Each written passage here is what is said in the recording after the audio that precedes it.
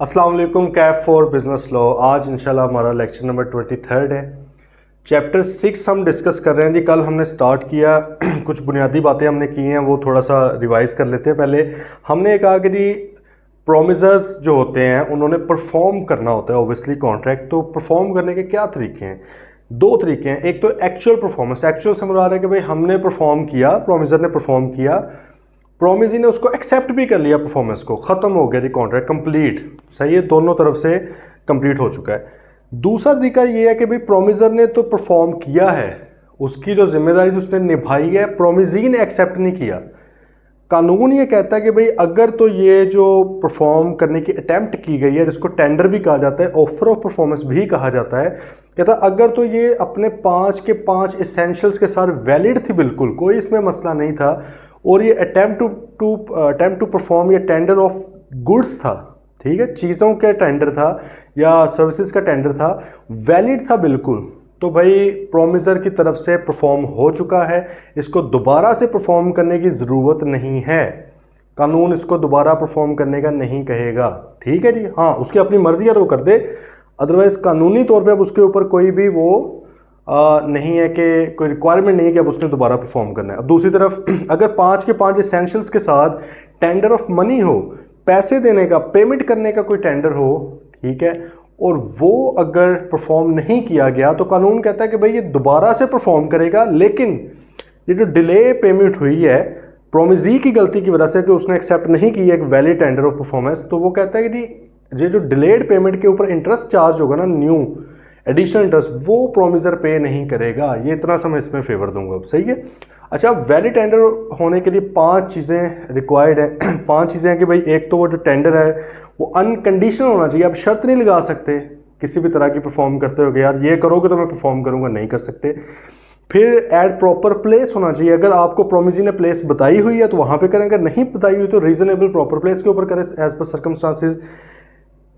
Reasonable time पे करें, proper time पे करेगा तो टाइम फिक्स है तो उसके पे वो करें, अगर नहीं बताया हुआ तो प्रॉपर जो रीजनेबल टाइम है उस पर आपने परफॉर्म करना है। देन प्रोमिसी को इतना कि टाइम जरूर दें कि वो ये असर्टन कर सके कि यार चीज़ें भेजी किसने है, क्या ये वही चीज़ें हैं जो मैंने मंगवाई थी।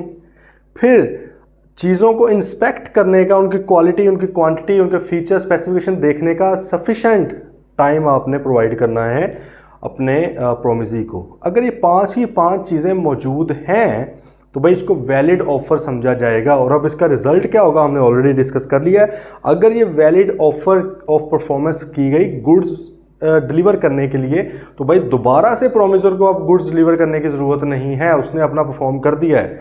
गलती प्रोमिसी की है जिसने एक्सेप्ट नहीं किया। लेकिन अगर यही वैलिड ऑफर आपने की है पेमेंट करने के लिए और अगलों ने एक्सेप्ट नहीं की, फिर वो कहता है पेमेंट आप दोबारा करोगे, प्रोमिसर की अभी वो रिलीज नहीं हुआ अपनी जिम्मेदारियों से, ठीक है, उसको रिलीफ इतना अभी नहीं मिला कि वो बिल्कुल ही रीपरफॉर्म ना करे, वो कहता परफॉर्म करेगा दोबारा, हाँ, लेकिन डिलेड पेमेंट की वजह से जो इंटरेस्ट चार्ज होगा न्यू, वो उसको पे करने की ज़रूरत नहीं है।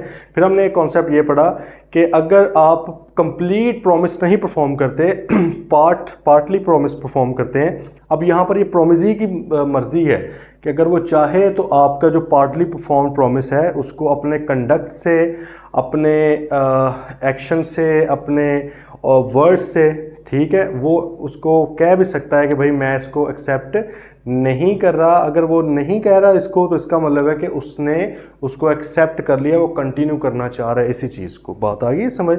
उसने एक्सेप्ट किया आपकी पार्टली पेड चीज़ें या पार्टली परफॉर्म प्रॉमिस को। ओके। अच्छा जी, अभी बुक में अगला कॉन्सेप्ट है अप्रोप्रिएशन ऑफ पेमेंट्स का। वो थोड़ा सा हटके है, हम पहले कॉन्ट्रैक्ट्स की बातें कर लें। पहले कॉन्ट्रैक्ट का आगे एक और कॉन्सेप्ट है, इसको हम आज डिस्कस करते हैं। ये जो लर्निंग ऑब्जेक्टिव 3 आपका, contracts which need not to be perform. पहला हमने लर्निंग ऑब्जेक्टिव कल क्या पढ़ा था, जो कि आपने परफॉर्म करने हैं, और आज हम क्या पढ़ रहे हैं, जो परफॉर्म नहीं करने की ज़रूरत है अब, ठीक है, उसको आज देख लेते हैं। तो जो बीच में लर्निंग ऑब्जेक्टिव 2 है ये हम बाद में देखेंगे। सेशनल प्लान भी आप लोगों ने देखा हुआ, उसके अकॉर्डिंग हम चल रहे हैं। वो बड़ा सोच समझ के बनाया गया है कि कॉन्सेप्ट्स आपके लिंक होते रहे आपस में, ठीक है। तो आज हमने बातें करनी है contracts which need not be perform, जिनको परफॉर्म करने की ज़रूरत नहीं है। अब देखें, उसने कह दिया contract is said to be discharge. Discharge का मतलब है कि भाई जिम्मेदारी हमारी, ऑब्लिगेशन ख़त्म हो चुकी है, डिस्चार्ज हो गए, अब हमें परफॉर्म करने की ज़रूरत नहीं है। A contract is said to be discharge either by performance, या तो परफॉर्म करके डिस्चार्ज हो गया, जैसे देखो हमने एक्चुअल परफॉर्मेंस की या वैलिड टेंडर ऑफ परफॉर्मेंस किया, हम डिस्चार्ज हो गए, भाई हमने कर दिया परफॉर्म, आपने एक्सेप्ट कर लिया, फिर भी हमारी जिम्मेदारी खत्म, आपने एक्सेप्ट नहीं की हमारी वैलिड टेंडर, फिर भी हमारी जिम्मेदारी खत्म होगी, ठीक है। उसने कहा डिस्चार्ज आइदर बाय परफॉर्मेंस और when contractual relation between the parties are terminated, या हो सकता है कि जो कॉन्ट्रेक्चुअल रिलेशन था वही टर्मिनेट हो गया, वही खत्म हो गया, कोई ताल्लुक नहीं रहा, वॉइड हो गया जैसे कॉन्ट्रैक्ट, वॉइड एबल हो गया जैसे कॉन्ट्रैक्ट, ठीक है। तो इस वजह से भी अब आपको जाहिर है अगर एक वॉइड एबल हो जाए तो अब कॉन्ट्रैक्ट परफॉर्म तो नहीं ना दोबारा करना। वॉइड एबल मतलब पार्टी ने एग्रीड पार्टी ने कह दिया मैं नहीं करना चाह रहा, खत्म हो गया कॉन्ट्रैक्ट, ठीक है। या और किसी वजह से कॉन्ट्रैक्ट वॉइड हो चुका है, सब्सिक्वेंट इलीगैलिटी होगी ये चीज़ की, पहले वैलिड था, लीगल था, सब्सिक्वेंट डिस्ट्रक्शन होगी ऑब्जेक्ट की, डेथ हो गई है, सही है, इस तरह, तो अब उस केस में टर्मिनेट हो गए रिलेशंस आपस में, फिर भी अब परफॉर्म नहीं करना। और comes to an end otherwise in which case it needs not be perform, वो कहता है कि भाई इन सूरत हाल में नहीं करना आपने परफॉर्म। अब वो एग्जाम्पल्स कुछ बताएगा। सबसे पहले उसने बताया novation, rescission and alteration. Novation, rescission and alteration. अच्छा, नोवेशन का मतलब लिख लें पहले, नोवेशन ये ना मतलब इनके लिख लें। नोवेशन का मतलब क्या है? सब्सटीट्यूशन, सब्सटीट्यूशन बड़ी मुश्किल से स्पेलिंग है, substitution by a new contract. भाई एक पहला कॉन्ट्रैक्ट था उसकी जगह पर, उसी की जगह पर अलग से नया कॉन्ट्रैक्ट नहीं बना, उसी की जगह पर आपने एक नया कॉन्ट्रैक्ट कर दिया। मिसाल के तौर पे आपने कहा जी 5 मरले का मेरा घर बना दो, डबल स्टोरी आपने बनाना, ये लो पैसे, ठीक है। बाद में आप आए, आपने कहा यार नहीं ये इस घर को छोड़ो, वो मेरा 10 मरले वाला घर है, कॉन्ट्रैक्ट वही कंटिन्यू हम कर रहे हैं, लेकिन उसके अंदर इतनी बड़ी चेंज आ गई है कि कॉन्ट्रैक्ट बिल्कुल रिप्लेस हो चुका है, सब्स्टिट्यूट हो चुका है, नया आ चुका है। तब्दीली थोड़ी बहुत नहीं आई, तब्दीली जो थोड़ी बहुत आती है वो आगे देख लेते हैं। बिल्कुल ही आपने ऑल टुगेदर उसको चेंज करके रख दिया। This is called novation of a contract, substitution. आपने कहा 5 मरले वाला छोड़ो, वो मेरा 7 मरले का घर है, ये लो 1.5 करोड़ 50 लाख रुपए और तुम्हें मिल जाएगा, ठीक है, 1.5 करोड़ रुपए में वो वाला घर बनाओ। आपने बिल्कुल ही एक कॉन्ट्रैक्ट ऑल टुगेदर चेंज कर दिया। एक मशीन खरीदने गए, फलां मशीन खरीदनी है, बाद में आपका नहीं यार वो मशीन नहीं, फलां वाली मशीन मैंने खरीदनी है। दोनों एग्री किए, अगर इसके ऊपर बिल्कुल एग्री होना चाहिए दोनों का, एक बंदा ज़बरदस्ती नहीं कर सकता। दोनों एग्री हुए, आपने कहा कि यार बिल्कुल ही चेंज कर दी, पैसे भी ऐड हो गए, सारा कुछ चीज़ें मतलब है कि कॉन्ट्रैक्ट आप समझ लें कि ऑब्जेक्ट ही चेंज हो गया ना, तो हर चीज़ बदली है उसकी, फिर वो इनोवेशन कहलाएगी, ठीक है। या आपने मुझे पैसे देने थे 10 लाख रुपया, मैंने आपको कहा यार मुझे तुमने देने थे, अब तुम ऐसे करो मुझे ना दो, तुम ये वाले पैसे फलां बंदे को दे दो, ठीक है। और आप भी एग्री करके फलां बंदा जिसने मेरे से लेने थे वो भी एग्री कर गया, मैं इससे ले लूँगा। सब्स्टिट्यूशन ऑफ कॉन्ट्रैक्ट हो गया। कॉन्ट्रैक्ट जो पहले वाला था उसकी जगह पे कोई नया कॉन्ट्रैक्ट आ चुका है। तो भाई पहले वाला कॉन्ट्रैक्ट परफॉर्म करने की अब ज़रूरत नहीं है। 5 मरले का घर अभी भी बनाना है, नहीं भाई खत्म होगी कहानी, वो नहीं अब बनेगा। अब नए वाला जो 7 मरले वाला वो बनेगा, क्योंकि कॉन्ट्रैक्ट सब्स्टिट्यूट हो चुका है। आई समझ, नोवेशन कहलाती। अच्छा, फिर आते हैं रिसीजन। रिसीजन का मतलब हमें पता ही है, रीसिंड करना, खत्म कर देना, टर्मिनेट कर देना। अगर एक कॉन्ट्रैक्ट रीसिंड कर दिया जाए, खत्म कर दिया गया, वॉइडेबल था, लेट से कंसेंट फ्री नहीं थी, कोर्जन अप्लाई हुई थी, अदालत में गए हैं, अदालत ने कहा हाँ भाई एग्रीड पार्टी क्या चाहती है, अदालत ने कहा भाई क्यों मैं आया हूँ कोर्ट में, इसलिए आया हूँ कि मैं रीसेंड करना चाह रहा हूँ, ख़त्म करना चाह रहा हूँ इस कॉन्ट्रैक्ट को, तो उसको फारिग करें, ख़त्म कर दें। रीसेंड हो गया भाई, जब रीसेंड हो गया है एंड ऑफ कॉन्ट्रैक्ट, तो उसको आपने परफॉर्म नहीं करना। अच्छा, ये जो रिसीजन है ना, परफॉर्म करके एंड नहीं हुआ, वो होती है कंप्लीशन ऑफ कॉन्ट्रैक्ट, वो कंप्लीट हो के परफॉर्म, वो तो पॉजिटिव चीज़ है ना। ये रिसीजन का मतलब ख़त्म किया गया, टर्मिनेट किया गया है, रिसेंड किया गया है, तो अब भाई उसको परफॉर्म करने की जरूरत नहीं है। फिर एक आती है चीज़ ऑल्ट्रेशन। क्या चीज़ आती है? ऑल्ट्रेशन। ऑल्ट्रेशन है किसी छोटी मोटी चेंजेस अगर आ जाएं, changes in contract, changes in contract, अगर कॉन्ट्रैक्ट के अंदर कुछ छोटी मोटी चेंजेस आ रहे हैं तो पुराने वाला कॉन्ट्रैक्ट जो था वो अब परफॉर्म करने की ज़रूरत नहीं है। अब कौन सा परफॉर्म होगा? ऑल्टर्ड, तब्दील शुदा कॉन्ट्रैक्ट, तब्दील शुदा मुआहिदा, वो परफॉर्म होगा अब, ठीक है। तो 3 बेसिक चीज़ें। अच्छा, उसने कहा if the parties to a contract agree to substitute a new contract, मतलब कि नोवेशन, इसके नीचे लिख लें नोवेशन, और टू रीसेंड और ऑल्टरेट, मतलब रिसीजन और ऑल्ट्रेशन दी ओरिजिनल कॉन्ट्रैक्ट, जो पहले से था, मौजूदा जो पहले एग्जिस्ट कर रहा था, उसको परफॉर्म करने की जरूरत नहीं है। अब न्यू वाला, नोवेटेड वन, सब्स्टिट्यूटेड वन परफॉर्म करेंगे। जो रीसेंड हो गया तो पहला तो खत्म हो चुका है, अब अगर कोई नया होगा तो परफॉर्म करेंगे, अदरवाइज पुराने वाला तो वैसे नहीं हमने करना, रीसेंड हो गया। ऑल्ट्रेशन हुई है तो नया बनेगा। देखो इन दोनों सूरत हाल में ना न्यू कॉन्ट्रैक्ट आ रहा है, ठीक है, न्यू, इसमें ऑल्टर्ड कॉन्ट्रैक्ट न्यू होगा, पहले वाला ही लेकिन थोड़ी सी तब्दीली, इसमें बिल्कुल ही नया कॉन्ट्रैक्ट लेकिन आ रहा है। इस केस में लाजमी नहीं है कि नया कॉन्ट्रैक्ट है, रीसेंट है, पिछला खत्म हो गया है, इस कॉन्ट्रैक्ट के साथ जुड़ के कोई नहीं आ रहा, वो बिल्कुल एक नया कॉन्ट्रैक्ट होगा। ठीक है, तो खैर इन तीनों सूरत हाल में ओरिजिनल वाले जो थे परफॉर्म करने की जरूरत नहीं है। Akram owes money to Bashir under a contract, it is agreed between Akram, Bashir and Shazim. Shazim साहब भी बीच में कोई आ गए। देखें, अकरम ने बशीर को पैसे देने थे, अकरम, बशीर और शाजिम ने एग्री किया that Bashir shall now accept Shazim as his debtor. Novation करवा दी, उसने कहा कि बशीर साहब, अकरम ने बशीर को पैसे देने थे, ठीक है, और इनमें एग्री क्या हुआ कि Bashir shall now accept Shazim as his debtor. Akram लेकर चला गया शाजिम को, उसने कहा कि बशीर भाई, अब मैंने, अकरम ने तुम्हें पैसे नहीं देने, ये शाजिम देगा, और तीनों की तीनों पार्टीज एग्री हुई हैं उसके ऊपर। This is called novation. पहला कॉन्ट्रैक्ट किसका था? अकरम और बशीर का। अकरम ने पैसे देने थे बशीर के, Akram was the promisor, Bashir was the promisee. लेकिन अब आप तीन बंदे आए, एक शाजिम को बीच में ऐड किया, और अब क्या हो गया, शाजिम ने पैसे देने हैं बशीर को, Shazim is the promisor, Bashir is the promisee. ठीक है, नोवेशन हो गई है, नए एक वो कॉन्ट्रैक्ट सब्सटीट्यूट हो चुका है। तो अब क्या, अगर मैं कहूँ कि स्टिल अकरम ने फिर पैसे देने हैं, तो ये बात सही है? बिल्कुल गलत बात है, अकरम ने अब कोई पैसा नहीं देना। ठीक है, आगे, Azam owes Babar 10,000, Azam enters into an agreement with Babar and gives Babar a mortgage of his house state for 5,000। ठीक है, देखो, आजम ने बाबर को 10,000 रुपया देना था, आजम ने उसके साथ एक एग्रीमेंट किया बाबर के साथ, और बाबर को अपना घर जो है मॉर्गेज पे दे दिया, मतलब है कि 5,000 रुपया उससे लेके सिक्योरिटी के तौर पर दिखा दिया, in place of the debt of 10,000। 10,000 की जगह पे उसने घर दे दिया उसको, ठीक है, सिक्योरिटी के तौर पे। मॉर्गेज का मतलब है सिक्योरिटी, वापस हो ना, कि जब तक मैं आपका कर्जा वापस नहीं करता आप ये घर रख लें। ठीक है, तो अब ये देखें, पैसे 10,000 रुपया देना था, पहले तो बात हुई थी पैसे देने की, अब बिल्कुल एक नई चीज़ आ गई है कि आपने बिल्कुल ऑब्जेक्ट ही चेंज कर दिया, आप एक नई चीज़ लेकर आगे, मॉर्गेज, सब्सटीट्यूशन हो गई है पहले वाले कॉन्ट्रैक्ट की, है उसी की आगे, उसी को फर्दर किया गया, उसी की एडवांसमेंट है, लेकिन इतना ज़रा बदला गया है कि वो कॉन्ट्रैक्ट सब्सटीट्यूट हो चुका है। क्या अभी भी 10,000 देने की जरूरत है? नहीं, अब मॉर्गेज वाला सीन चलेगा। ओके, थर्ड एग्जांपल, अजमल ओज Boris 10,000 under a contract. Okay, Boris ओज चंद्रा 10,000। अच्छा, अजमल ने बोरिस को 10,000 देना है, बोरिस साहब ने, चंद्रा साहिबा है, साहब है, उसको 10,000 देना है। Boris orders Ajmal to credit Chandra with 10,000 in his books. Boris ने अजमल को कहा कि भाईजान, तुमने मुझे पैसे देने थे ना, तुमने अब मुझे नहीं देने, तुमने किसको देने हैं? चंद्रा को देने हैं। Okay, but Chandra does not assent to the arrangement, लेकिन चंद्रा एग्री नहीं होता। तो भाईजान इस केस में क्या है, पार्टीज का एग्री होना लाजमी है ना। देखो, मैंने आपको पैसे देने थे, ठीक है, आपने मुझे कहा कि सर मुझे ना दें, फला मेरा दोस्त है उसको दे दें। जो फला दोस्त है ना, वो नहीं एग्री हो रहा, कहता मैंने नहीं लेने इनसे, मैंने तो तुमसे लेने हैं भाई, तुमने तो मार लेने हैं पैसे मेरे। ठीक है, तो तुम मतलब जब जाहिर है मैंने नहीं पे करने, तो मर जाएंगे ना पैसे। उसने कहा नहीं नहीं, मैं आपसे ही लूँगा, मैं इनसे नहीं लूँगा। ठीक है, तो भाई एक जब पार्टी टू कॉन्ट्रैक्ट एग्री ही नहीं कर रही, तो नया कॉन्ट्रैक्ट तो बन ही नहीं रहा, नोवेशन तो हो ही नहीं रही। अब स्टिल मैंने आपको ही देने हैं पैसे। आगे बात समझ। नेक्स्ट आ रहे हैं, Asif promises Beenish to sell and deliver 500 bales of cotton on 1st November at her warehouse, and Binesh promises to pay for goods on 1st December. Okay ji.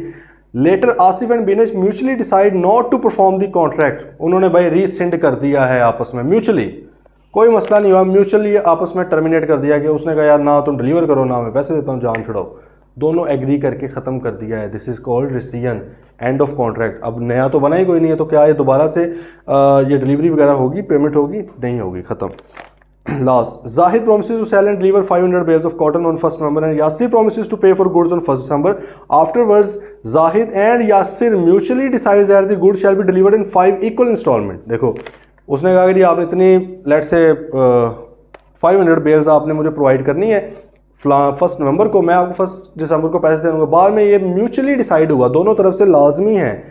Contract के अंदर देखें, जब भी कोई चेंज आनी है ना, जब भी कोई ऑल्ट्रेशन आनी है, ये हमेशा म्यूचुअल होगी, बायलैटरल। बायलैटरल का रहता है दो पार्टीज होने से ज़्यादा भी हो सकती है, इसलिए म्यूचुअल ऑल्ट्रेशन होगी हमेशा, यूनिलेटरल नहीं हो सकती कि सिर्फ एक बंदा कह रहे नहीं नहीं, ये दिस इज़ नॉट अलाउड। हमें पता है जब कॉन्ट्रैक्ट बन जाता है तो उसी तरह ही आपने परफॉर्म करना होता है। कॉन्ट्रैक्ट को चेंज करने के सिर्फ यही तरीके हैं, ठीक है, या तो एंड कर दो, या ऑल्टर कर दो, या बिल्कुल उसकी जगह पे नया ले आओ। तो भाई दोनों पार्टीज एग्री करेंगी, सारी पार्टीज एग्री करेंगी, फिर होगा।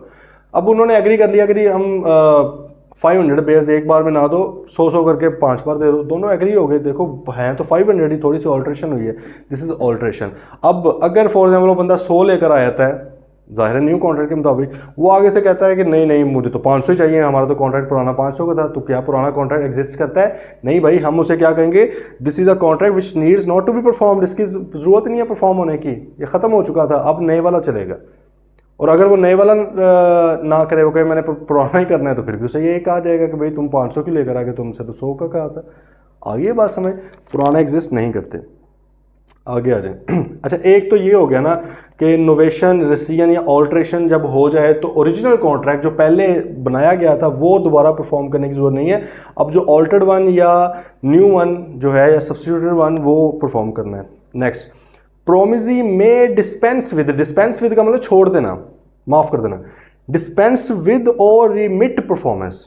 ठीक है, देखो प्रोमिजी अगर चाहे, अभी हमने जो कल पढ़ा था, प्रोमिजी अगर चाहे तो ये भी कह सकते यार चलो जाओ, तुम्हें जरूरत नहीं परफॉर्म करने की, या तुम हाफ परफॉर्म कर दो या इतना परफॉर्म कर लो, मैं इसको पूरा ही समझ लूंगा।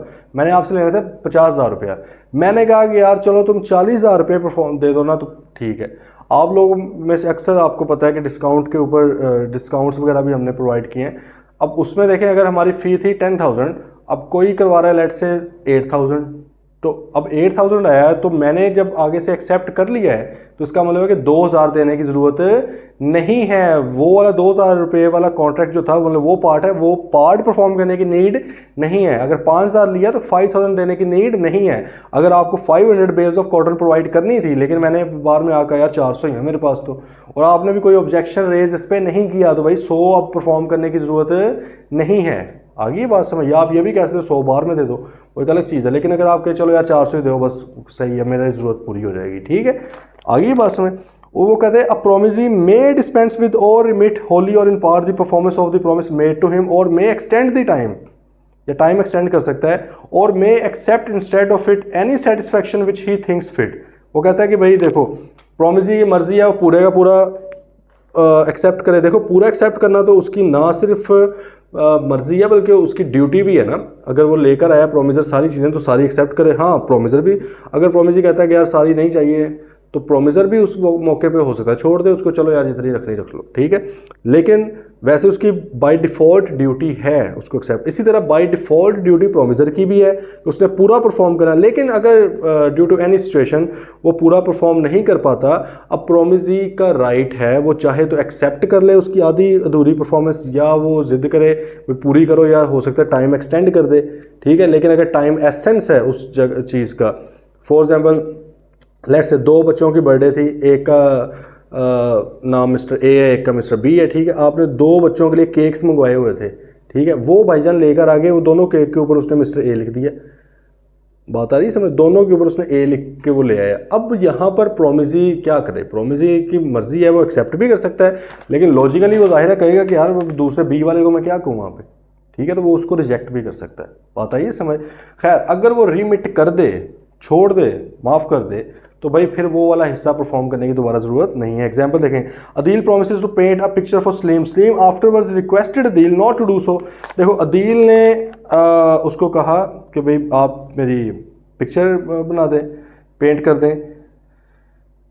Salim, Adeel promises to paint a picture for Salim, सही। सलीम ने बाद में रिक्वेस्ट कर दी कि यार नहीं छोड़ो नहीं करना, और वो भी एग्री हो गया यार नहीं करते, तो अब वो नहीं करेगा ना, ठीक है। फॉर एग्जाम्पल सलीम ने अदील ने सलीम को कहा कि भाई मैं 10 तारीख को आपकी पिक्चर पेंट करूँगा, ठीक है। बाद में जो है सलीम ने उसको कॉल की, उसने कहा कोई बात नहीं रहने दो, नहीं बनवानी मैंने पिक्चर, ठीक है। और उसने भी एग्री कर लिया नहीं बनवानी। अब 10 तारीख के बाद क्या जो सलीम है वो अदील पे केस कर सकता है कि भाई तुम 10 को क्यों नहीं आए? नहीं कर सकता। क्यों? क्योंकि हमने कहा ना जी this is the contract which needs not to be perform. क्यों? क्योंकि आपने प्रोमिसी ने डिस्पेंस कर दिया था, उसने छोड़ दिया था उसको, ठीक है। उसने कहा था कि भाई नहीं आपको परफॉर्म करने की जरूरत, तो नहीं करेगा। अगली example, Azam owes Babar 5,000, Azam pays to Babar and Babar accepts in satisfaction of the whole debt 2,000 paid at the time and place at which the 5,000 were payable, the whole debt is discharged। देखो वो उसने कहा कि आजम ने बाबर को देने थे 5,000 रुपया, और बाबर साहब लेकर आगे 2,000 रुपया, प्रॉपर प्लेस टाइम वगैरह मतलब सही तरह उसने टेंडर किया, और आजम ने एक्सेप्ट कर लिया, उसने कहा मेरे पास 2,000 ही है यार, आइंदा बाकी नहीं मिल सकते। और उसने एक्सेप्ट कर लिया। सेटिस्फेक्शन ऑफ होल डेट का मतलब है कि पूरे डेट 5,000 की जगह पे उसने 2,000 को एक्सेप्ट कर लिया। तो भाईजान ये भी प्रैक्टिकली होती हैं चीज़ें। कई बार जब आपके पैसे फंस जाएं, हमारे साथ अक्सर हुआ है, क्लाइंट ने अगर 5 लाख रुपया देना है तो वो बार में एंड पे रो दोगे सर ये 2 लाख ही है, बस ख़त्म करें ना। हम कहते हैं चलो यार, भागते चोर की लंगोटी नहीं, ये तो नहीं लगेगा, कुछ और लगेगा इसके ऊपर। तो भाई हम क्या कहते हैं, 2 लाख रुपया लेकर ही हम कहते हैं चलो जी मेहरबानी सर थोड़ी, अगे तो काम ना करवाया साढ़े को, ठीक है। पाकिस्तान में ये बड़ा अनएथिकल बड़े हैं बिजनेसमैन ना, ये इनसे अपना पैसा इस तरह वापस आपको लेना पड़ता है जैसे पता नहीं उधार मांग रहे हैं, इनसे कुछ तरले करने पड़ते हैं। पाकिस्तान में बड़ा गंदा कल्चर है और यही लोग इतने ढीठ हैं कि आगे दूसरों की कहानियाँ सुना रहे होते हैं। मैं आपको एक वो बताता होता हूँ अक्सर क्लास में भी कि मेरा एक था क्लाइंट, अब उसने ना मेरे से काम करवाया और ये तब की बात है जब मैंने अभी फर्म स्टार्ट की थी। तो स्टार्ट में आपको पता है काम बिल्कुल ही नहीं होता, आपको पैसा बनाना पड़ता है, जॉब थोड़ी है बने बनाए पैसे मिल जाने महीने भर। यहाँ पे तो बैठ के छापने पड़ते हैं नोट, वो नोट छापने में टाइम लगता है, ठीक है।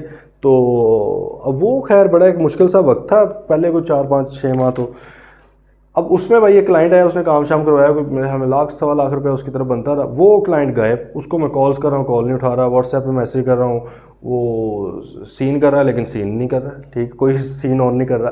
तो अब वो ना इस तरह होगी सूरत हाल। अब मैंने तो जाहिर है बैड डेट समझ लिया, अब क्या उसके ऊपर मैं केस चेस करता, फिर मैंने कहा दफ़ा कराओ, क्या करना, मैं इसके साथ काम नहीं करना दोबारा।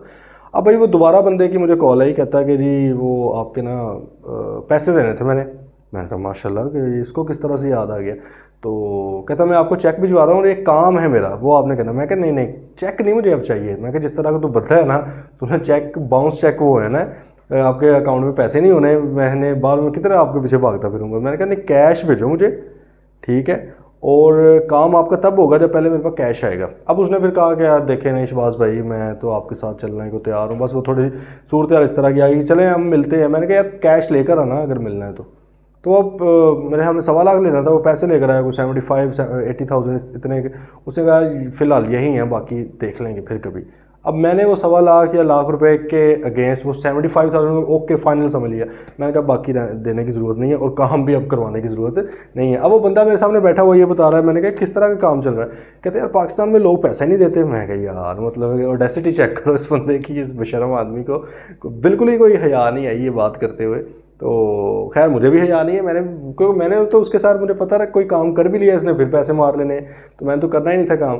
तो कहता जी इस तरह करते हैं, पैसे नहीं देते क्लाइंट्स। तो मैंने कहा सर जी ये तो फिर आप जैसे ही हैं, ऐसे को तैसा मिलता है, आपने कौन से हमारे दिए हैं पैसे। आज मैंने कहा आपको काम पड़ा है तो आप आ गए, याद कर लिया आप, नहीं अब आप तो शर्मिंदा कर रहे हैं फलां। तो खैर उसके साथ तो नहीं, फिर मैंने फिर बाद में काम किया। इस तरह हो जाता है। तो कहने का पर्पज़ था कि भाई आप पाकिस्तान में थोड़ा अगर बिज़नेस एथिक्स आ जाए ना लोगों के अंदर, कोशिश करें जिसके बनते हैं जिस टाइम पे बनते हैं वो दें, कल भी देने तो आज दें यार, सर से उतारें।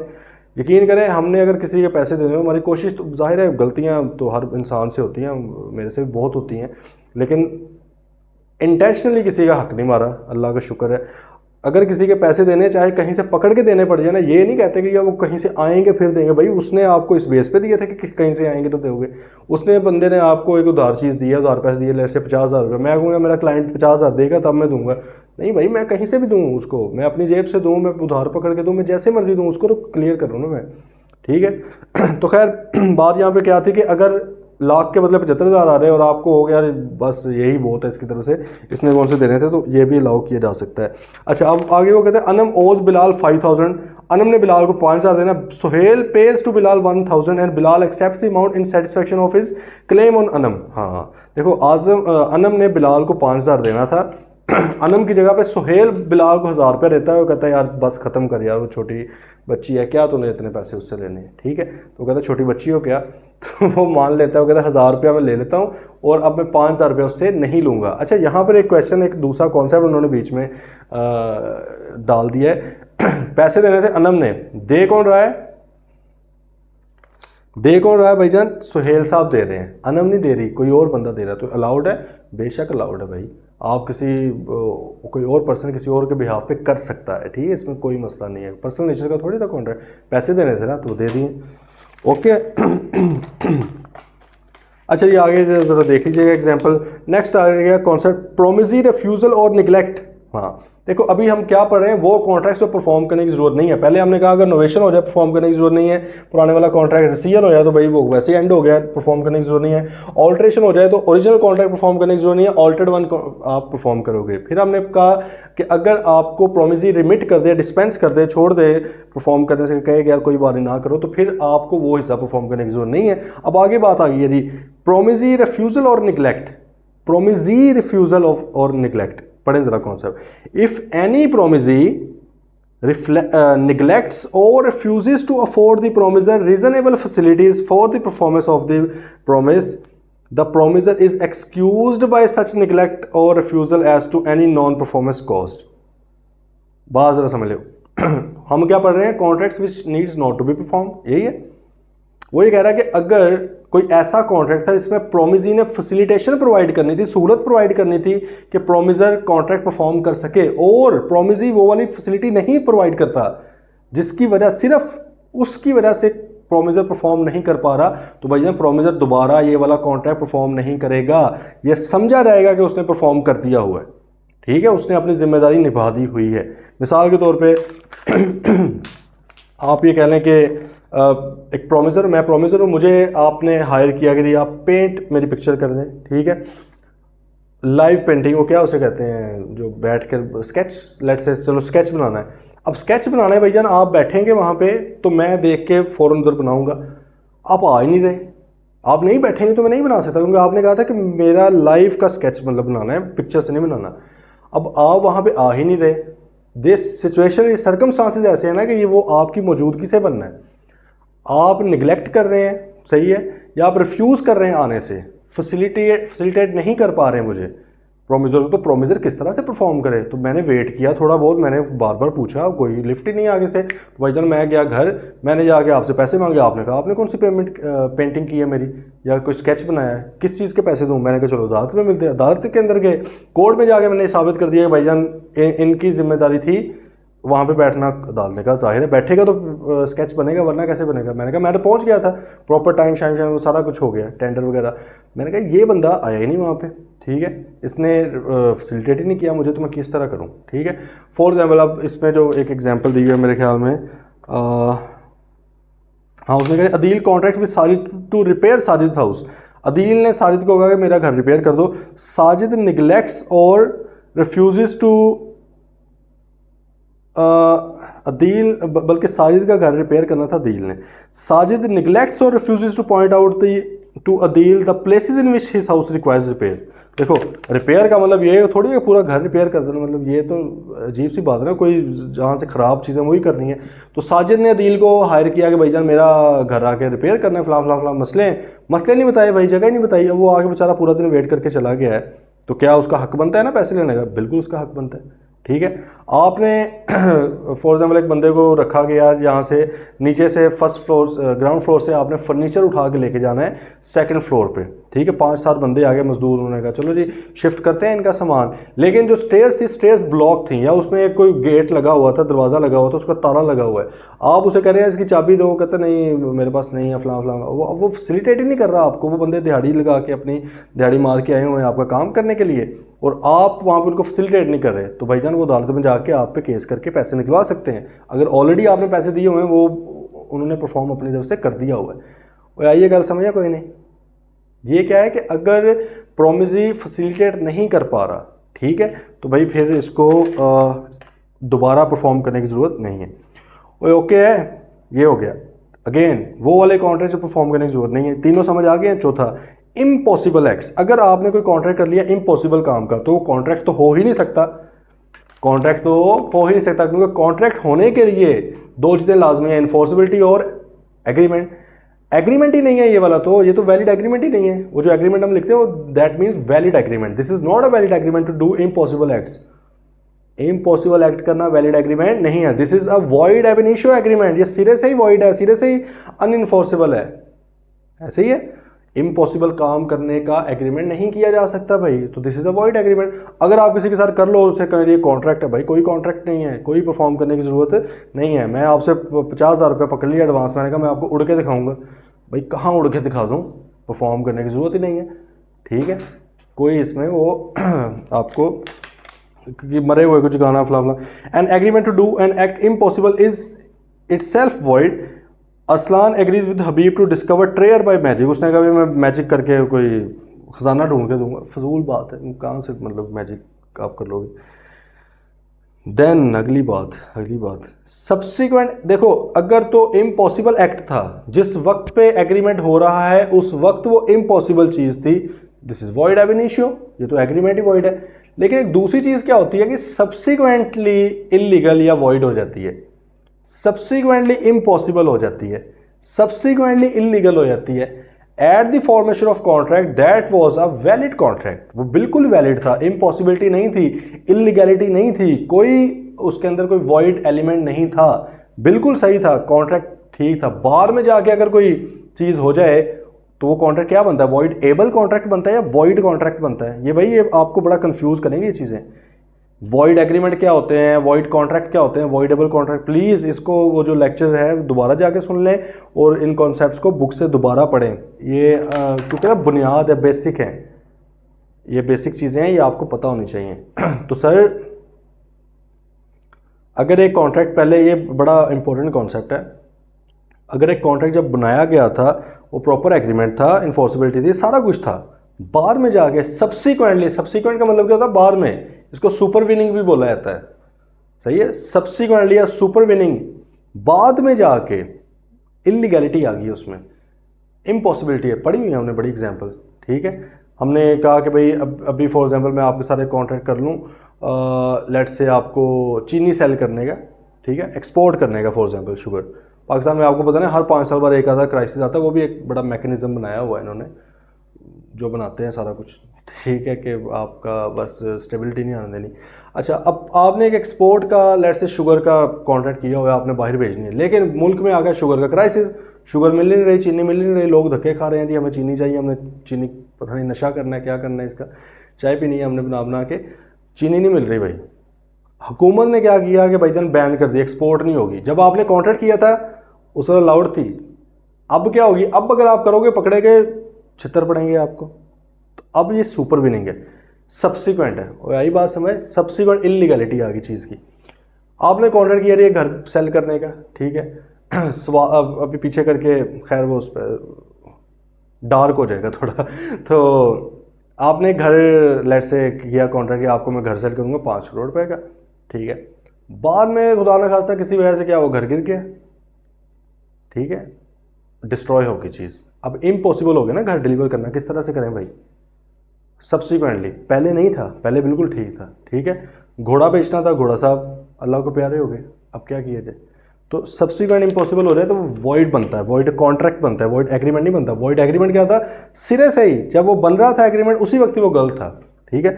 आ जाए भाई जरा, उसने कहा a contract to do an act which after the contract is made becomes impossible और by reason of some event which the promisor could not prevent, मतलब अनकंट्रोलेबल इवेंट की वजह से अनलॉफुल बन जाता है, वो becomes void when the contract becomes impossible unlawful. हमें पता है कि भाईजान अगर कोई कॉन्ट्रैक्ट बार में इम्पॉसिबल हो जाए और अनकंट्रोलेबल सिचुएशन की वजह से अनलॉफुल हो जाए, इलीगल हो जाए, ठीक है, तो भाई अब वो कॉन्ट्रैक्ट वॉइड कॉन्ट्रैक्ट बन चुका है। This is not void agreement, void agreement is always void ab initio. Void ab initio बड़ा जरूरी है। वॉइड एब इनिशियो वर्ड सिर्फ और सिर्फ एग्रीमेंट के साथ यूज हो सकता है, कॉन्ट्रैक्ट के साथ नहीं हो सकता, क्योंकि कॉन्ट्रैक्ट वॉइड एब इनिशियो कभी भी नहीं था। कॉन्ट्रैक्ट तो पहले वैलिड था, बाद में वॉइड हुआ है या वॉइड एबल आपने करवाया है, ठीक है, लेकिन एग्रीमेंट वॉइड वैलिड भी हो सकता है, और अगर एग्रीमेंट वॉइड होगा तो वो हमेशा वॉइड एब इनिशियो होगा, क्योंकि एग्रीमेंट का अगला स्टेप ही कोई नहीं है, एग्रीमेंट ही बस यहाँ पे बनेगा, उसके बाद तो कॉन्ट्रैक्ट है। तो भाई एग्रीमेंट वॉइड एब इनिशियो हो सकता है और वैलिड तो होता ही है, ठीक है। The following are acceptable grounds of supervening impossible. Supervening यही सब्सिक्वेंट इम्पॉसिबिलिटी की बात कर रहा है। कहते हैं ये जो अगर 4 ग्राउंड्स हैं ना, 4 रीजंस हैं, इसको कंसीडर किया जा सकता है कि ये सब्सिक्वेंट इम्पॉसिबिलिटी है, कि भाई ये कॉन्ट्रैक्ट परफॉर्म नहीं किया जा सकता।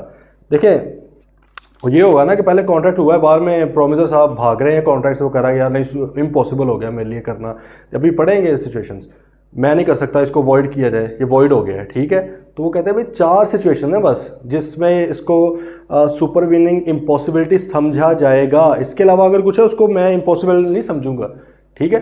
देखो अनलॉफुल का उसने नहीं बताया, वो तो है ना कि कानून की तरफ से वो बंदे ने थोड़ी डिक्लेयर करना है, मैं थोड़ी कर सकता हूँ, एक्सपोर्ट बैन हो गई है, वो तो गवर्नमेंट ने करनी है, वो तो सबको ही पता है। अगर वो होगी चीज़ तो इलीगल का सबको पता है। इम्पॉसिबल चीज़ जो है, इम्पॉसिबल में क्योंकि वो हमने दो चीज़ें पढ़ी थी, या वो कॉन्सेप्ट में लिंक्ड हैं सारे, हमने कंटीजेंट कॉन्ट्रैक्ट के अंदर पढ़ा था, वो सिर्फ कंटीजेंट कॉन्ट्रैक्ट के लिए नहीं है। वो इम्पॉसिबल वाला जो कॉन्सेप्ट था, एक तो ना कि क्लियर चीज़ इम्पॉसिबल, बंदा ही मर गया, इम्पॉसिबल है, अब वो परफॉर्म करे। लेकिन एक था डीम्ड इम्पॉसिबल। मसला आता है कि डीम्ड इम्पॉसिबल के अंदर चीज़ें गेम में खेलते हैं लोग, यार मुझे लग रहा था इम्पॉसिबल है, मैं तो समझा अवॉइड हो गया। वो कहता है भाई 4 सिचुएशन में आप समझ सकते हो कि इम्पॉसिबल है। कौन सी सिचुएशन? पहले नंबर पे destruction of subject matter. Subject matter जो था, जो चीज़ थी, जो ऑब्जेक्ट था, जो बेचना था, वो ही खत्म हो गया, तबाह हो गया। घर बेचना था, घर गिर गया। घोड़ा बेचना था, घोड़ा मर गया है। कार बेचनी थी, कार चोरी हो गई है, तबाह हो गई है, गिर गई है। ठीक है, डिस्ट्रक्शन ऑफ सब्जेक्ट मैटर। दूसरा, डेथ और personal incapacity in contracts of personal nature. अगर पर्सनल नेचर का कॉन्ट्रैक्ट था और प्रोमिसर की डेथ हो गई है, अदरवाइज पर्सनल नेचर का कॉन्ट्रैक्ट ना हो, तो उसके लीगल रिप्रेजेंटेटिव ने परफॉर्म करना है। कल ही पढ़ा है ना हमने। अगर पर्सनल नेचर का कॉन्ट्रैक्ट ना हो या कॉन्ट्रैक्ट में स्पेसिफिकली ना मेंशन किया हो कौन बंदा परफॉर्म करेगा, तो लीगल रिप्रेजेंटेटिव परफॉर्म करेंगे in case of death of promisor. लेकिन अगर पर्सनल नेचर का कॉन्ट्रैक्ट था तो और प्रोमिसर साहब की डेथ हो चुकी है, तो अब क्या करें? अब तो भाई वॉइड हो गया ना। ठीक है, एक फला आपने एक्टर को बुलाया कि आपने आके मूवी में एक्टिंग करनी, उसके साथ कॉन्ट्रैक्ट हो गया, एक्टर साहब ही मर गए हैं, पर्सनल नेचर का था, सिर्फ उसको बुलाया था आपने, अब नहीं हो सकता कॉन्ट्रैक्ट। ठीक है। Third situation, declaration of war making it impossible to perform the contract. लो जी, वॉर लग गई, जंग लग गई है भाई, अब कॉन्ट्रैक्ट परफॉर्म ही नहीं किया। अच्छा, यहाँ पे एलियन एनिमी वाला कॉन्सेप्ट नहीं है सिर्फ, मतलब वो भी आप इंक्लूड कर लें, वो इन अ सेंस के भाई पहले वो कॉम्पिटेंट टू कॉन्ट्रैक्ट था पर्सन, ठीक है, दूसरे कंट्री के, लेकिन अब उस कंट्री के साथ आपकी जंग शुरू हो गई है, तो अब वो इनकॉम्पिटेंट हो गया, तो वॉइड। एक तो वो भी आ सकता है इसमें एंगल। दूसरा एंगल ये है कि भाई वैसे ही जंग लग गई है, आपने लेट से आपस में एक ही कंट्री के दो बंदों ने कॉन्ट्रैक्ट किया हो, लेकिन जंग इस तरह की लगी है कि भाई कॉन्ट्रैक्ट परफॉर्म ही नहीं हो सकता जंग में, हर तरफ बमबारी हो रही है, आप बीच में आलू बेचने जा रहे हैं, तो वो नहीं हो सकता। ठीक है, तो वो यहाँ पे मतलब दोनों एंगल्स आ जाएंगे। पहला मैंने क्लियर आपका कर दिया है, एलियन एनिमी वाला, पहले वो आपका एलियन एनिमी नहीं था, एलियन फ्रेंड था, बल्कि फ्रेंड भी चाहे ना हो, बस एक एलियन पर्सन था, दूसरे कंट्री का बंदा था, लेकिन आपके मुल्क की जंग लगी उसके साथ, तो भाई उस मुल्क का बाशिंदा कोई भी अब आपके साथ कॉन्ट्रैक्ट नहीं कर सकता, ही और she is incompetent to contract. अगर पहले किया हुआ था अब वो वॉइड हो गया। ये तो एक एंगल। दूसरा एंगल अभी मैंने आपको क्या बताया कि अगर वैसे ही जंग लगी है, हालात इस तरह के कशीदा हो गए हैं कि भाई देखो, उसने जंग वाली बात की, उसने स्ट्राइक्स वाली बात नहीं की, ये बात रखना है याद। स्ट्राइक्स वो अभी आगे बताया गया था, बेड़ा गर्क हो जाए, जितनी मर्जी हड़तालें हों, इसको मैं सुपर मीनिंग इम्पॉसिबल। हाँ, जब तक जंग नहीं लग जाती ना, अगर तो जंग लग गई है, डिक्लेयर हो गई है जंग, वो भी डिक्लेयर की हुई, वैसे जंग है तो अलग बात है। ठीक है, वो कहता है कि अगर डिक्लेयर्ड वॉर है तो फिर इसको मैं इम्पॉसिबल समझता हूँ। ठीक है, अब हो सकता है कि वॉर डिक्लेयर हो गई है, लेकिन लेट से कोई इतनी बमबारी शमारी कुछ नहीं हो रहा, मिसाल ले रहा हूँ, या किसी एक इलाके में हो रहा है, बाकी एरिया में नहीं हो रहा, लेकिन जंग गवर्नमेंट ने पूरे मुल्क में डिक्लेयर कर दी, फिर भी आपके कॉन्ट्रैक्ट क्या हो गए? इम्पॉसिबल हो गए। लेकिन वो जो कहता है स्ट्राइक्स हैं, सिविल डिस्टर्बेंस है, सिविल कोई आपके मसाइल चल रहे हैं, ठीक है, वो कहता है उसको मैं इम्पॉसिबिलिटी नहीं समझूंगा, आगे हम पढ़ लेंगे। अच्छा, 3 सिचुएशंस हो गई हैं। पहली क्या थी? सब्जेक्ट मैटर डिस्ट्रॉय हो गया। दूसरा क्या थी? पर्सनल नेचर का कॉन्ट्रैक्ट था, लेकिन वो बंदा या तो डेथ हो गया, इनकैपेसिटी होगी उसकी। इनकैपेसिटी मुराद गया, फॉर एग्जाम्पल सिंगर था, उसकी आवाज़ ही ख़राब हो गई, आवाज़ बंद हो गई है। एक एक्टर था, खुदा न खास्ता वो उसको फालिज हो गया है, या कोई इस तरह का मसला हो गया, वो एक्टिंग नहीं कर पा रहा। एक पेंटर था, उसका हाथ टूट गया, ठीक है, या कुछ इस तरह का हो गया कि वो नहीं कर पा रहा। एक क्रिकेटर है, इंजर्ड हो गया है, आपने उसको बुलाया था खेलने के लिए क्रिकेट, लेकिन वो इंजर्ड हो गया, वो नहीं खेल सकता, फुटबॉलर है इस तरह। ठीक है। थर्ड क्या जी? वॉर लग गई है, जंग इस तरह लग गई है कि भाई अब आप परफॉर्म ही नहीं कर सकते contract. Then the particular state of things cease to exist और occur which form the basis of contract. ये थोड़ा समझ लें। वो कहता है कॉन्ट्रैक्ट करने में जो बेसिस थी ना चीज़ की, उसकी जो शक्ल थी, पर्टिकुलर स्टेट, जिस स्टेट का कॉन्ट्रैक्ट था, उस शक्ल का, उस हैयत का, हम पढ़ते थे ना क्या होते हैं, सॉलिड, गैस, लिक्विड और प्लाज्मा, मतलब उस एंगल से चलो एग्जांपल ले लेते हैं। आपने मिसाल के तौर पे किसी के साथ कॉन्ट्रैक्ट किया कि आपने मुझे आइस भेजनी है, बर्फ़ भेजनी है। किसी के साथ कारखाने में कोल्ड स्टोरेज जो है, आपने कोल्ड फैक्ट्री, उसके साथ कॉन्ट्रैक्ट किया कि आपने मुझे इतने मन बर्फ़ भेजनी है, ठीक है। अब लेट से वो बंदा आपको बर्फ़ तो भेज रहा है प्रॉपर, उसके कंट्रोल में नहीं है, उसको एग्जांपल हम यहाँ पे इस तरह की ले रहे हैं कि उसके कंट्रोल में नहीं है, लेकिन किसी वजह से वो अब बर्फ़ की वो सूरत नहीं रही, वो पानी में तब्दील हो गई है। अगर तो उसकी गलती है तो फिर तो भाई उसने आपको अरेंज करके देना है। हम यहाँ पे ज्यूम करें उसकी गलती नहीं है, किसी वजह से भाई ये सूरत हाल हो गई है, ठीक है। अब क्या किया जाए? तो अब वो कहते हैं क्योंकि उसकी शक्ल ही बदल गई है चीज़ की, वो तो आपको पानी थोड़ी चाहिए था, तो अब ये कॉन्ट्रैक्ट क्या हो गया? वॉइड हो गया। मिसाल के तौर पे आपने रेत का पता होगा आपको, गीली रेत होती है, खुश्क रेत होती है और इस तरह, ठीक है। तो भाई आपने फॉर एग्जांपल जो है रेत मंगवाई, सैंड मंगवाई या कोई और चीज़, कॉटन, लेट्स से कॉटन की एग्जांपल ले लेते हैं। आपने कॉटन मंगवाई है, कॉटन आप ड्राई मंगवाते हो ना, खुश्क मंगवाते हो। फॉर एग्जाम्पल मतला बिल्कुल साफ़ था, मतला मतलब के स्काई बिल्कुल साफ़ था, कोई बारिश का इम्कान ही नहीं था।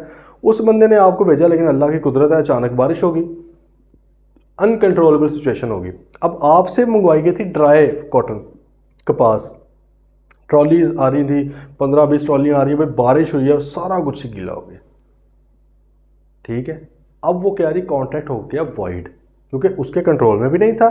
लेकिन अब आपने तो गीली कॉटन का तो कुछ नहीं करना, आपको तो ड्राई वाली चाहिए थी। अब आप गए उसको खुश करते फिर बाद में, तो इम्पॉसिबल होगी ना चीज़। वो कहते हैं this is super winning impossibility, this is subsequent impossibility, कि अगर उस चीज़ की शक्ल ही बदल चुकी है, उस चीज़ की शक्ल ही बदल चुकी है। बाकी एग्जाम्पल इधर भी देख लेंगे, मैंने आपको वो बताई हैं जो यहाँ पे नहीं है। आइए भाई बात समझ, 4 तरह की सिचुएशंस।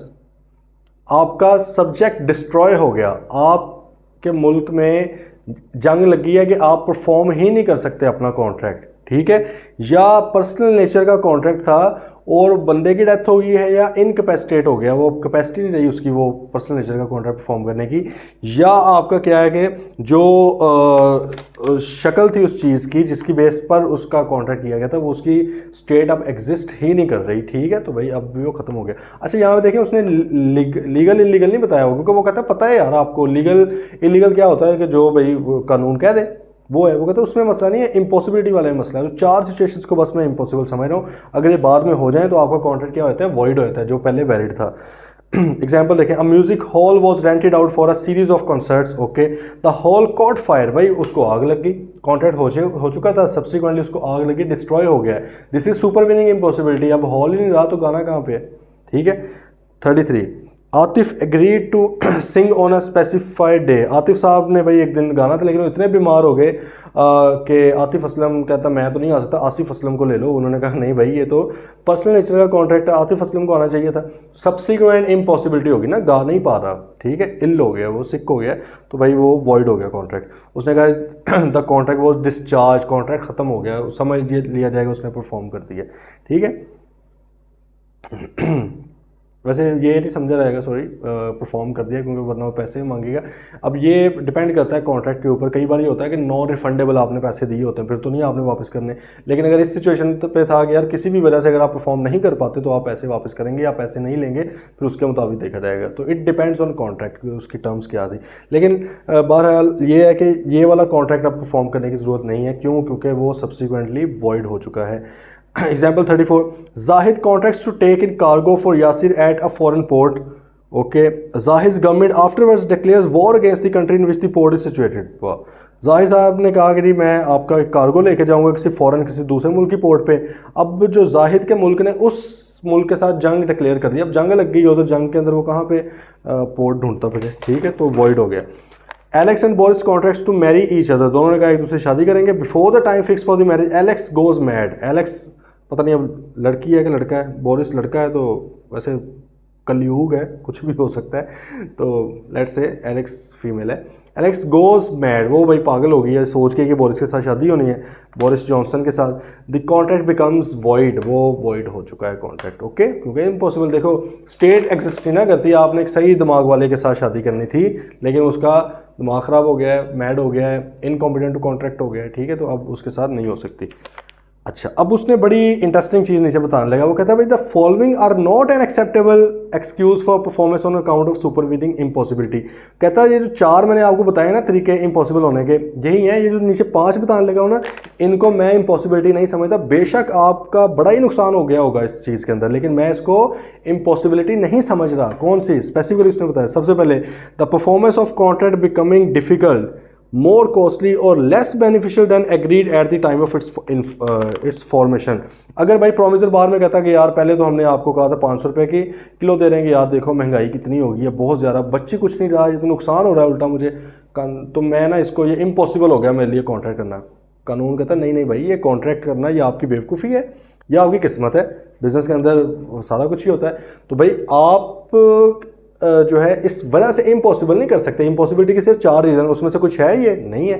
आपको का नुकसान हो रहा है, आपके लिए लेस बेनिफिशियल है, आपको फ़ायदा उतना नहीं हो रहा जितना सोचा रहा, तो भाई क्या करें, अगली बार सोच समझ के कॉन्ट्रैक्ट करना है, ठीक है। दूसरा, the contract becomes commercially unviable, ये भी वही है कि अब प्रॉफिटेबल नहीं रहा कॉन्ट्रैक्ट, तो क्या मुझे करना चाहिए? मैं कहूँगा ये इम्पॉसिबल है मेरे लिए, मैं तो नहीं अब इतने में करूँगा, पहले मुझे 50 लाख बच रहा था, अब तो मुझे मुश्किल से 10 लाख रुपया बच रहा है। तो कानून कहेगा कि भाईजान ये कोई इम्पॉसिबिलिटी नहीं है, कोई बहाना नहीं है, चलो करो। There is default by third party on whose work the promisor was relying. हाँ, प्रोमिसर साहब ने किसी और बंदे से चीज़ें लेकर आपको प्रोवाइड करनी थी, वो थर्ड पार्टी वो डिफ़ॉल्ट कर गई, उसने मुझे दी ही नहीं चीज़ें जो मैंने आपको देनी है, तो क्या मेरा आपका कॉन्ट्रैक्ट इम्पॉसिबल हो गया? नहीं नहीं, कानून कहेगा भाई तुम्हारा काम है, जहाँ से मर्जी लाओ।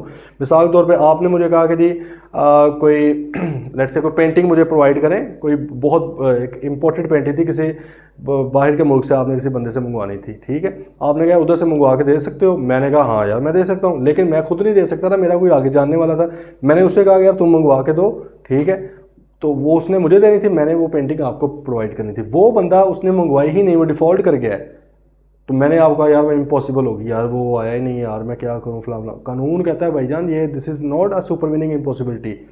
इम्पॉसिबिलिटी वो 4 सिचुएशन है बस, इसको मैं नहीं समझ रहा इम्पॉसिबिलिटी। चाहे आपका अब जहाँ से मर्जी लेगा ना, आपका काम था उसको परफॉर्म करना, अदरवाइज वो केस करेगा आपके ऊपर प्रोमिसरी और आपसे अब डैमेजेस क्लेम कर सकता है, इसने मेरा टाइम वेस्ट किया है वगैरह वगैरह, ठीक है। Then strikes, lockouts, civil disturbances, strikes होगी, हड़तालें होगी, लॉकआउट मतलब तालाबंदी लग गई है जी, सारा कुछ बंद कर दिया, सिविल डिस्टर्बेंस और कोई एहतजाज हो रहे हैं, प्रोटेस्ट हो रहे हैं, कहता मैं इसको सुपरवीनिंग इम्पॉसिबिलिटी नहीं समझता, जब तक जंग नहीं ना लग जाती ये इम्पॉसिबिलिटी नहीं है। फिर वो कहते हैं partial impossibility of some of other objects of the contract. हाँ, कहता ऐसे भी हो सकता है कि पार्शियली इम्पॉसिबल होगी है कोई चीज़ परफॉर्म करना, ठीक है। मिसाल के तौर पर है कि आपको लेट से 5 घोड़े बेचने थे, 1 घोड़ा मर गया है, कहता भाई 4 तो जिंदा हैं, 4 तो प्रोवाइड करो। पार्शियल इम्पॉसिबिलिटी का मतलब ये नहीं है कि सारे का सारे कॉन्ट्रैक्ट क्या हो गया, वॉइड हो गया, ठीक है। कहता नहीं नहीं मैं इसको नहीं कंसिडर कर रहा, पार्शियल इम्पॉसिबिलिटी है, हाँ जो इम्पॉसिबल हुआ पार्ट, वो वाला पार्शियल पार्ट जो है हिस्सा है वो आप वॉइड कर दें, बाकी का तो परफॉर्म करो भाई, ठीक है। तो इसके लिए ना इसके नीचे लिख लें, ई पार्ट के नीचे उसने क्या लिखा हुआ है, partial impossibility of some of the objects of the contract, उसको नहीं समझ रहा, आप नीचे लिख लें possible part is still enforceable. Possible part जो है वो स्टिल इन्फोर्सेबल है, क्योंकि पार्शियल इम्पॉसिबल हुआ ना, बाकी का तो पॉसिबल है, तो उसको अभी भी इन्फोर्सेबल है, वो आपने परफॉर्म करना है। तो भाई ये 5 सिचुएशन है, पेपर में ऑब्वियसली आए, इसमें से अक्सर आता है क्वेश्चन, तो वहाँ पे आपको पता होना चाहिए कि इसको मैंने इम्पॉसिबिलिटी कंसीडर करना है या नहीं करना, ठीक है। एग्जाम्पल देखें, Asim agree to supply gold within a specified time, he failed to supply in time because of the government's restriction on the transport of gold from collieries. Collieries से मुराद है कि माइंस को कह रहे हैं, gold mines. Here Asim will not be discharge because the gold was available in the open market. देखें हमने 4 सिचुएशंस बस पढ़ी हैं, उन्होंने गोल्ड निकालने से नहीं मना किया, उन्होंने कहा कि बल्कि एग्जांपल ये है, उसने कहा कि मैं आपको गोल्ड डिलीवर करूंगा, ठीक है, बाद में उसने कहा कि गोल्ड माइन से गोल्ड निकालने पे गवर्नमेंट ने मना कर दिया, मैं आपको नहीं कर सकता। वो कहता है कि नहीं भाईजान मार्केट में मिल रहा है ना, या तो ना कि चीज़ मिलती ही नहीं है मार्केट से, आपको अगर स्पेसिफिकली कहा गया था कि सिर्फ और सिर्फ वही वाली मुझे चाहिए और वो मना कर दी गई है, ये तो इम्पॉसिबल हो गया। लेकिन वहाँ पे ऐसी कोई स्पेसिफिक बात नहीं, उसने कहा गोल्ड देना है, भाई अगर वहाँ से नहीं निकला तो दुकान से खरीद के दो, बेशक अब आपके लिए लेस वाइबल हो जाएगा, कम बेनिफिट आपको होगा, जाहिर है एक आप डायरेक्ट सोर्स से ले रहे हो, एक आप बीच में से मार्केट से ले रहे हो, बेशक आपका प्रॉफिट कम होगा, लेकिन वो इम्पॉसिबिलिटी है ही नहीं। तो भाई ये this is not supervening impossibility, contract void नहीं होता, वो आप बाजार से लें। फिर वो आगे दी, Ajay a furniture retailer agree to buy certain furniture to agree to supply certain furniture to Sanjay at an agreed rate. Ajay ने भाई संजय कपूर को, अजय देवगन ने संजय कपूर को कोई फर्नीचर प्रोवाइड करना था। Afterwards there was a sharp increase in the rates of timber, लकड़ी के भाई रेट बहुत ज़्यादा बढ़ गए, and rates of wages since it was a no longer profitable, भाई प्रॉफिटेबल नहीं था, उसने कहा मैं नहीं आपको परफॉर्म करूंगा, उसने नहीं परफॉर्म किया। तो भाई क्या उसने सही किया है? उसने कहा ये तो सब्सिक्वेंटली इम्पॉसिबल हो गया था, प्रॉफिटेबल नहीं रहा। कानून कहेगा कि भाई अगर लेस वायबल हो जाए, अनवायबल हो जाए, या लेस बेनिफिशियल हो जाए, लेस प्रॉफिटेबल हो जाए, तो ये कोई रीज़न नहीं है परफॉर्म ना करने की, ये this is not a supervening impossibility. तो आपको जुर्माना भरना पड़ेगा उसका, आपने क्यों नहीं अपना कॉन्ट्रैक्ट परफॉर्म किया। चैप्टर 9 में पढ़ेंगे damages. 38 Alex entered into a contract with Boris for sale of goods to be manufactured by Catherine. Catherine ने बनानी है चीज़ें, एलेक्स ने प्रोवाइड करनी है बोरिस को। ओके, अब manufacture of those goods, Catherine did not manufacture those goods, Catherine ने भाई चीज़ें बनाई ही नहीं है, तो क्या करें? कह सकता है जाके एलेक्स कि भाई मैं तो चीज़ें नहीं आपको डिलीवर कर सकती क्योंकि कैथरीन ने नहीं बनाई। कानून कहता है this is not supervening impossibility, भाई मैं इसको सुपरवीनिंग इम्पॉसिबिलिटी नहीं समझता, कॉन्ट्रैक्ट अभी तक वैलिड है, आप कहीं और से लेकर जहाँ से मर्जी उसको प्रोवाइड करें चीज़ें। ओके जी। Austin agree to supply to Bashir certain goods to be imported from America. Okay, the goods could not be imported due to riots in that country, भाई उस कंट्री के अंदर रियॉट्स हो गए, कोई हंगामे शकामे चल रहे हैं, स्ट्राइक्स चल रही हैं, तो हमें पता है स्ट्राइक वगैरह जहाँ मर्जी चले, इट डजेंट मैटर, जंग लगनी चाहिए, फिर वॉइड होगा, खुदा ना खास्ता। HB agreed to let out a boat to Harry for viewing a naval review on the occasion of coronation of King Edward VII। अच्छा जी, किंग एडवर्ड 7 की भाई ताजपोशी की रस्म हो रही थी, तो उसने उसको असल में ना ये शायद आप लोगों ने देखा बकिंगम पैलेस है, तो उसके आगे जो है लेक टाइप, रिवर टाइप है, ठीक है, तो उसमें मतलब उसने कहा बोट में लूँगा तो मैं वहाँ से देखूँगा सारे सिस्टम।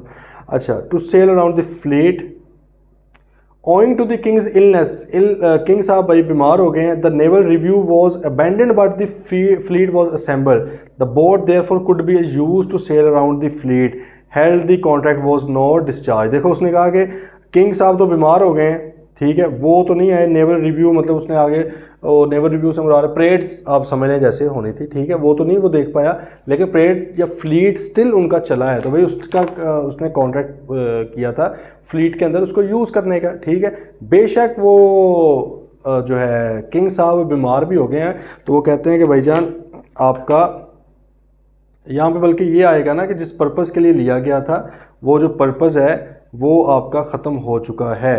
तो पार्शल इम्पॉसिबिलिटी होगी ना इसकी, दो मकसद थे, एक फ्लीट में करना था और एक किंग की वो ताजपोशी देखनी थी, वो वाला बेशक अब इम्पॉसिबल हो गया, लेकिन बाकी का तो सही है, तो आप फ्लीट में उसको करवाएं, पूरे का पूरा कॉन्ट्रैक्ट वॉइड नहीं हुआ। ओके, अच्छा जी, अब नेक्स्ट आ गया compensation in certain circumstances where one person has promise to do something which he knew और with reasonable diligence might have known and which the promisee did not know to be impossible और unlawful, such promisor must make compensation to such promisee for any loss which such promisee sustains through the non performance of the promise. ये basically ना empty promise kind of मतलब exact वो नहीं है, उस तरह की बात हो रही है। वो ये कह रहा है कि भाई अगर कोई इस तरह का प्रॉमिस था कि प्रोमिसर को पता था कि यार ये इम्पॉसिबल है या ये बहुत ही मुश्किल है कि ये हो, मतलब ये लग रहा है कि इम्पॉसिबल हो जाएगा या ये अनलॉफुल है, प्रोमिसर को पता रहा, लेकिन प्रोमिसी को नहीं पता रहा इसके बारे में। प्रोमिसी को लग रहा है कि यार बिल्कुल पॉसिबल भी है और लॉफुल भी है, लेकिन स्टिल उसने कॉन्ट्रैक्ट किया। देखिए एक पार्टी को पता है, वो जानबूझ के कर रही है, वो कहता है कि वो फिर प्रोमिसी को कंपनसेशन पे करेगी, ठीक है। देखो मुझे अगर पता है कि यार फलां चीज़ इम्पॉसिबल है, अनलॉफुल है, आपको नहीं पता, आप बिल्कुल इनोसेंट है इस एंगल से कि यार मेरे ख्याल में तो चीज़ हर तरह से ठीक है, आपने कॉन्ट्रैक्ट कर लिया, मुझे पता था, मैंने जानबूझ के कॉन्ट्रैक्ट किया, तो फिर आपको जो भी नुकसान होता है वो मैंने कंपनसेशन उसकी पे करनी है।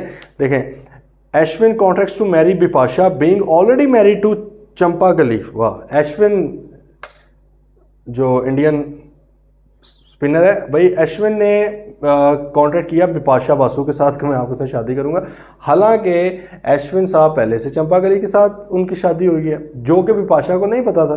तो इसमें कानून ये कहता है कि भाईजान देखो आपको तो पता था ना कि आप, अब ये इंडियन लॉ के मुताबिक है, जाहिर है उधर शायद अलाउड नहीं है एक से ज़्यादा शादी करना एक टाइम पे फॉर हिंदू कम्युनिटी, तो अब अनलॉफुल था करना, ठीक है उसका, अब उसने फिर भी कर ली है, तो भाईजान देखो अश्विन को तो पता था ना, बिपाशा को बेशक नहीं पता था।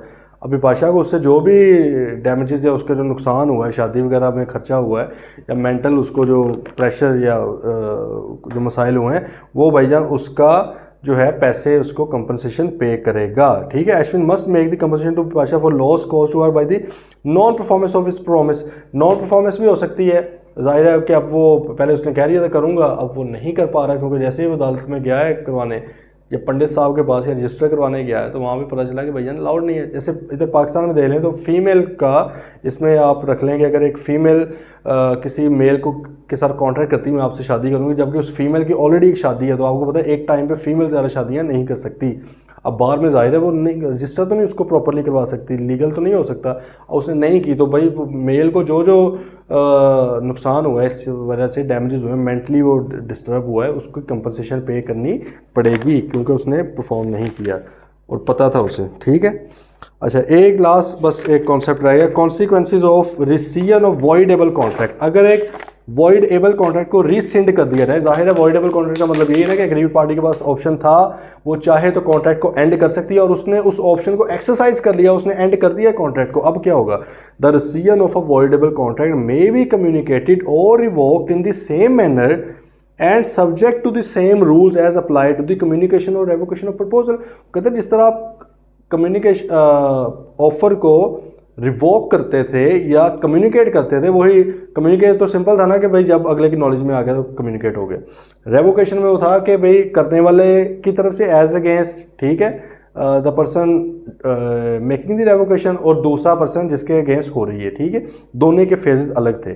अच्छा, तो वो कह रहा है कि भाई वही वाले रूल्स अप्लाई होंगे अगर आपने रिसेंड भी करना है। तो अगर मैंने वॉइड करना है कॉन्ट्रैक्ट को, वॉइड एबल है, सही है, फॉर एग्जाम्पल फ्री कंसेंट नहीं थी, मेरे पास ऑप्शन था, साबित हो गया वॉइड करने का, वो कहता है इसको कम्युनिकेट करने का वही तरीकाकार होगा जैसे कि प्रपोजल को करने का और प्रपोजल की रेवोकेशन को करने का होता है। ठीक है, when a person at whom option contract is voidable rescinds it, okay, the other party thereto need not perform any promise therein contained in which he is promiser। ठीक है भाई, देखो एक मेरी कंसेंट लेट से आपने कोर्जन के साथ या अंडी इन्फ्लुएंस के साथ ली है, साबित हो गया मेरे पास वो है राइट है इसको वॉइड करने का, वॉइडेबल करार देने का, मैंने इसको रीसेंड कर दिया, एंड कर दिया, तो जाहिर है भाई अब आपने अगर आपने कुछ परफॉर्म करना था अभी आपके पार्ट पे रहता था अगर कुछ परफॉर्म करना, अब आपको वो परफॉर्म करने की नीड नहीं है, सिंपल बात है। The party rescinding a voidable contract shall if he has received any benefit, अगर कोई बेनिफिट मिला तो रेस्टिट्यूशन परफॉर्म होगी, हमें ऑलरेडी पता है। Therefore restore such benefit so far as may be to the person from whom it was received. Example देख लें, पहले भी पढ़ा ही हुआ है कॉन्सेप्ट हमने कोर्जन वगैरह में भी। Jamil employed coercion on Tallat to sell his goods to Tallat above market price, okay. Jamil also delivered the goods and payment is due on Tallat. देखो जमील ने कोर्जन अप्लाई की तल्लत के ऊपर और चीज़ें भी उसको दे दी हुई हैं और बाद में साबित हुआ तो भाई तल्लत ने अभी पैसे उसको देने हैं, तो अब ना तो तल्लत साहब पैसे उसको वापस करेंगे और ना ही जमील सेकेंडली क्या होगा, जमील की चीज़ें भी वापस करेंगे क्योंकि चीज़ें उसने ऑलरेडी डिलीवर कर दी हुई हैं। अगर उसने चीज़ें भी ना डिलीवर की होती, सिर्फ एक कॉन्ट्रैक्ट किया होता, प्रॉमिस किया होता, और अब दोनों ने कुछ नहीं करना था। ठीक है जी। Advantage is received under void agreement और वॉइड कॉन्ट्रैक्ट। अगर भाई वॉइड एग्रीमेंट में आपको कोई बेनिफिट मिल गया, कोई एडवांटेज मिल गया, कोई पैसे मिल गए, कोई गुड्स वगैरह मिल गई हैं या वॉइड कॉन्ट्रैक्ट में मिल गई, तो क्या होगा, when an agreement is discovered to be void और when a contract becomes void, ठीक है, any person who has received any advantage under such agreement और contract is bound to restore it. तो भाई उसने सिंपल रीस्टोर कर देना है। ठीक है, जैसे देखें अगर सब्सिक्वेंट इम्पॉसिबिलिटी की वजह से, सब्सिक्वेंट इलीगैलिटी और डिस्ट्रक्शन ऑफ सब्जेक्ट मैटर की वजह से कॉन्ट्रैक्ट वॉइड हो चुका है, तो भाईजान अगर आपको कोई बेनिफिट मिले हुए थे पहले, एक दूसरे से फायदा मिला, तो वो आप रिस्टोर कर दें, रेस्टिट्यूशन परफॉर्म कर दें सिंपली। ठीक है, एग्जाम्पल देखें, Azam pays Basit 100,000 in consideration of Basit promise to marry Chanda, okay, Azam's daughter.